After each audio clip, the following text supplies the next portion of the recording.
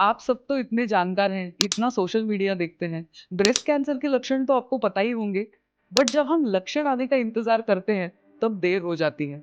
लक्षण आने के बाद जब कोई महिला डॉक्टर के पास आती है, चाहे 2-3 महीने और लगा के आए वो, तब तक ब्रेस्ट कैंसर तीसरे स्टेज में पहुंच गया होता है। इंडिया में यही होता है।